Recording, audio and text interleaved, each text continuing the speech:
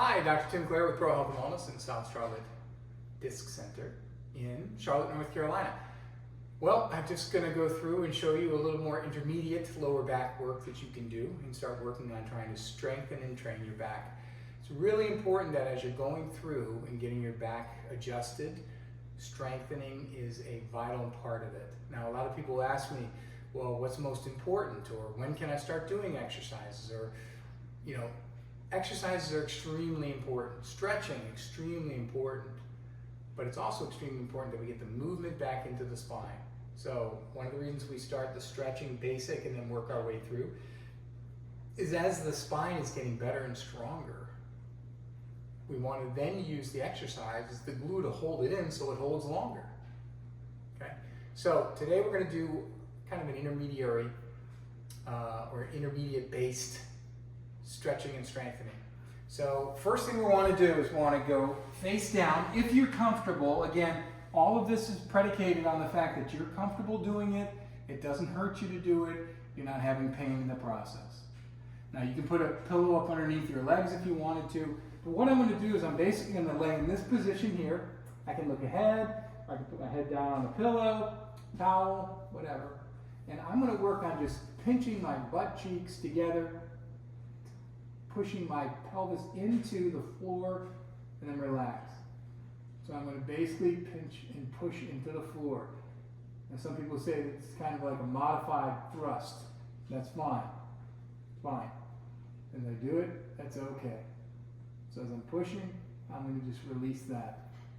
The second part of this, and this is, again, if it's okay with your doctor, is the second part. We're going to come up on our elbows, and we're just going to stretch up to this position here. So we're just going to kind of stretch up to here. And we're going to hold it. Going to come back down. Bring it up just a little bit. Hold it. Come back down.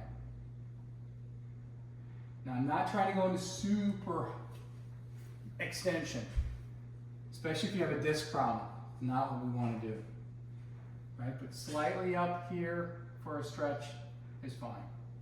And then bring it back down. Okay? From here, we're going to turn over.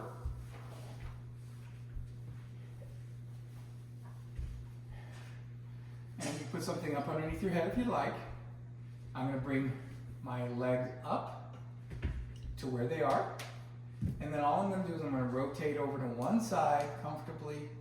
And then I'm going to use my abs to pull over to the other side. When I'm there, I'm going to use again my abs to pull back. And then I'm going to pull back again.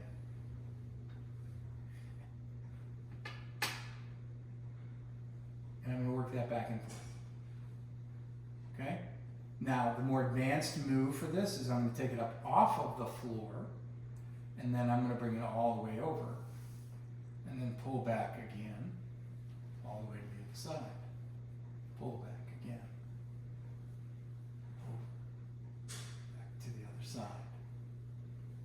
Good. Now, the next thing I want to do is I want to go back to being on tabletop, or they say on all fours. So on all fours, we go to cat-cow. Cat-cow is the stretch where we're going to go through and we're going to create more movement into the lower back. This is one of my favorite ways to warm up the lower back. I do this for lower back workouts when I'm working out in the gym. This is just a great way to create motion and flexibility and fluidity into the back. So I'm here. If I arch my back and I pick my head up, okay, this is cow. If I come back in this direction, this is cat.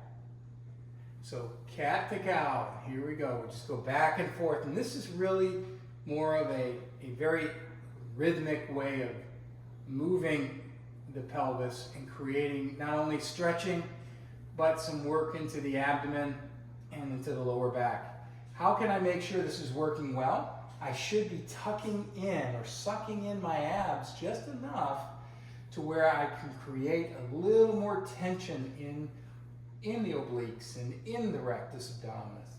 So as I'm going back and forth, I'm working right here.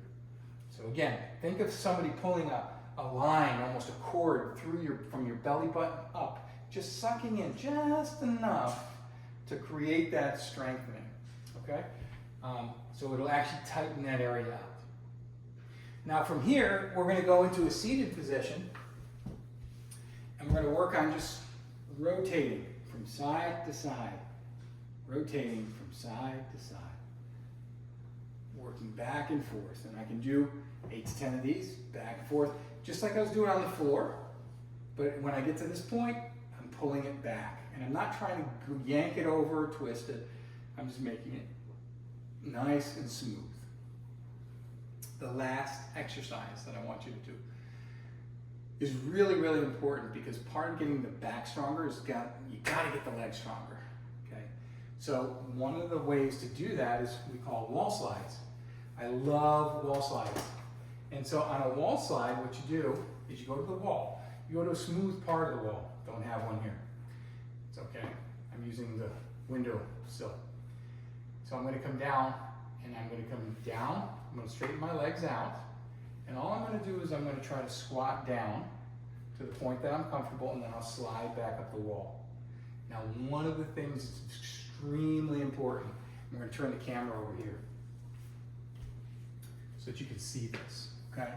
When I am out in front, my feet are out in front of me. They're not standing up underneath me. If they're not out in front, then if I bend down, you'll see my knees are going in front of my toes. This will hurt my knees. So I never do a wall slide where my knees jut out in front. The same thing holds true if you're doing lunges, right? If I'm doing a lunge and I'm coming forward here and my knee goes in front of my toe, that's gonna hurt my knee. Do that a lot of times, you're gonna wear out those knees.